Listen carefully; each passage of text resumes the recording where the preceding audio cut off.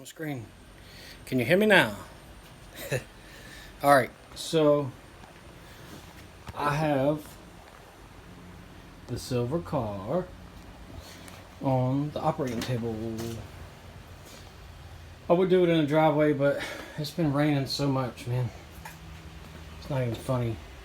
It's been raining for like almost going on 4 days straight now. It's supposed to be the last day of it, so I have the silver car in here. I posted on my community page asking, would y'all like to see this silver car with the long tubes and 100 shot of nitrous, or the turbo kit that I have. I'm not really 100% set on either one. When I first put this car together, I had the turbo kit on it, and the engine ended up not being any good. Well, let me rephrase that. The engine was good. One of the pistons was missing rings. I don't know how it got like that. That's just the way I ended up with the motor. We got the motor in some package deal thing when we bought some stuff, and anyways, the motor was smoking really bad. In fact, here's the motor right here. All cylinders were firing good, but this one. This motor's already been 40 over. It's got a remanufactured tag on it, so I don't know if the people that remanufactured it just didn't put rings on it. Like it literally had one ring on the top, one piston ring on the top. That's it. No oil rings, no second ring, nothing. And it would fire. You first crank it up, it would fire, run fine. Sitting there idling and run fine, but once you give it some throttle, get the oil circulating through, it would work its way up and start, burning out the exhaust. And I did a compression test on each cylinder, and that one ended up being low, so I didn't know what was going on. So I had to take it down to figure out what was going on. I pulled the head off. It wasn't the head. Anyways. So I ended up with this other motor. Found it about an hour and a half away, I think. Yeah, somewhere around there. It's just a 302. It came out of a 80. Let me think now. Came out of a 90. I think the guy said a 91 Mercury town car. It's a roller cam. It wasn't the HO. So it's just got cast pistons. They actually had the kind of like the flat. They look flat, but they actually got a little dish in them. And I had to cut valve release to make these Flowtech heads work because they got 194 valves. So got the cheapest set of aluminum heads, the cheapest pair you can buy. Put it on here. I've been daily driving the car for. Excuse me. I've been daily driving the car for, February, March, April, May, June, 4 months, and haven't had a single bit of issue. It hasn't skipped a beat. Only issue I've had was there's some trash in the fuel tank that seems to be coming up through, and I have to change the fuel filters every 2 weeks, which I'm going to assess that also. I need to drop that tank because I need to put a sending unit, replace the sending unit that's in it so I can get my fuel gauge to work. The way I've been doing it is just topping the tank off, drive it for a couple days, top it back off, drive it for a couple days. That way I won't run out of gas.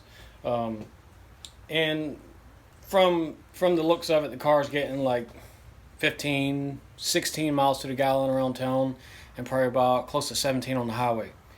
It's got a E303 cam, the WIN, let's see, what is that? The 7515 WIN accelerator, single plane intake, 650 Holley car with the Proform main body, shorty headers, just the regular junk, man. It's got 3000 TCI stall with AOD and 373 gears. That's it. It's an open differential, so I got the one tire fire,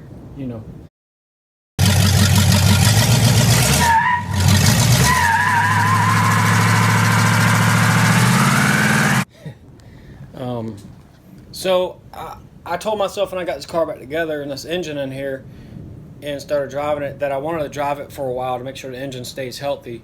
When I had this engine apart, I did just refreshing everything, put all new bearings, cam bearings, main bearings, rod bearings, oil pump shaft, gaskets. Just a general refresh. I never even popped the pistons out the hole, so it's got stock ring gap, which that's kind of playing with fire with any power adder. But I figured I don't want to go over like 8 psi. I don't plan on running an intercooler as of right now. So I know I'm limited to how much boost I can run with that unless I do water meth injection, which I want to keep it simple. It's kind of the whole reason why I was leaning towards the long tubes and 100 shots, because I want to keep it simple. But then again, I'm like, well, I can put the turbo kit on. I've already got everything. Nitrous system, the only thing I would have to get is the feed line from the bottle to the solenoid, and I had everything there also, but it's like $65 to get the bottle filled every time. And I've got the turbo stuff, so I mean, it's just like right now the way it sits, I wouldn't have to spend any money other than header gaskets. And then, even then, I don't know if I'm going to put header gaskets. Everybody says to put high temp sealer, run no gasket. So the carburetor's already been modified for boost. So I don't know. So the plan right now is to put the turbo on. Okay. If it turns out I don't like it for some weird reason, which who doesn't like boost? Or if it comes too complicated for a daily driver or whatever it end up being, if I don't like it, I can always take it off. It's not permanent. So that's where I'm at now. I just installed my cool can the other day. I'm glad I didn't cut that strap that I got it holding on it, because I'm going to need that for the turbo, the cold side. So I just got the cool can on the other day. It works good, but I'm going to have to move it because the turbo's going to go there. So I don't know where I need to put that. I probably need to do like I was originally saying and put it in that back corner. I think cold fuel would still help with a turbo, so especially not running an intercooler, it'll cool down the air charge a little bit. So that's where I'm at. I figure I'll just give y'all a heads up of what's moving forward. I kind of feel like I owe it to y'all as far as the turbo goes, because I told you that I will, I definitely wanted to go turbo on this car, and I do. I'm just looking at with me daily driving it right now, and I could technically drive. Let's see, focus. I could technically drive my blue truck. I just need to get tires on it. And the rear main seal's leaking on it, and it's been leaking like that for years. Like I say years, like 3 years, 4 years. I just have to add oil in it like once a week, and that gets expensive. But for now, for a couple of days, I could have, for a couple of days, I'm going to drive the blue car. I can have this turbo system on here in probably 4 hours time running. But I pulled it in here because it's been raining and it's hot, and I want some shade, and I want to be able to do some stuff to it. Even when I have my son Jackson, I can close that garage door, and that way I don't have to worry about him running out in the street and stuff while I got my head under the hood. So it just works out better when it's in here. Next video, y'all should see it making boost maybe by the end of this video. We'll see. We'll see how it goes. I'm excited about it.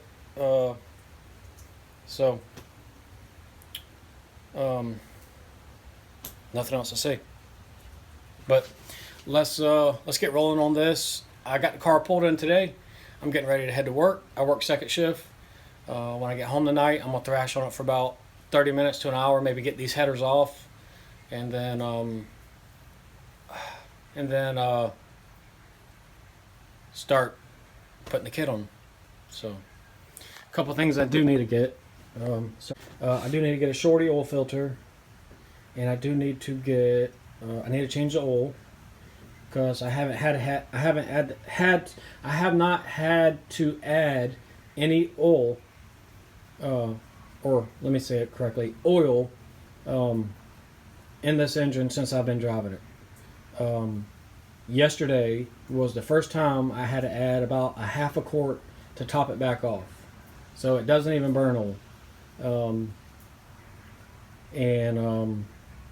It's just been great. You know, this engine only has like 8-to-1. You know, so it's really low compression, which should be good for boost. You know, so we'll see what happens. Might have to modify the upper radiator hose if it gets in the way. Just a couple of things. I just want to be able to take my time with it and not just slap it on, drive it, and get broke down on the side of the road. So, wish me luck.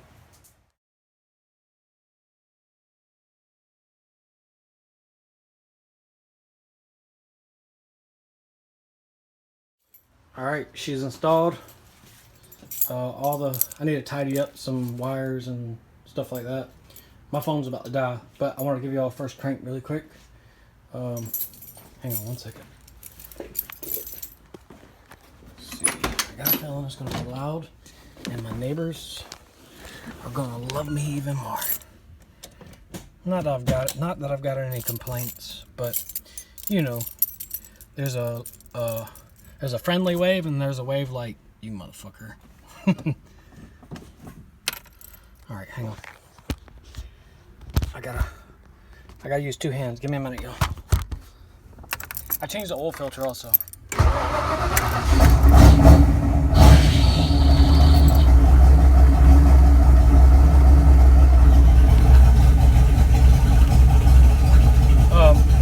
My new AFR gauge came in also. Oh, hot dog. Man, that's not loud at all.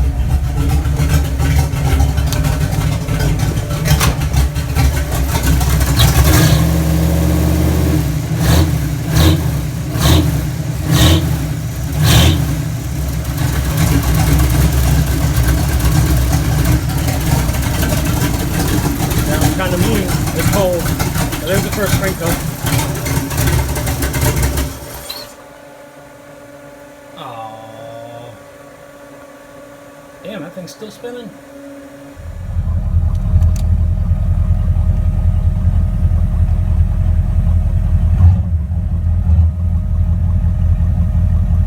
All right, dude. I'm not gonna get too much into it because I don't have the air fuel range ratio hooked up, but let it spool up.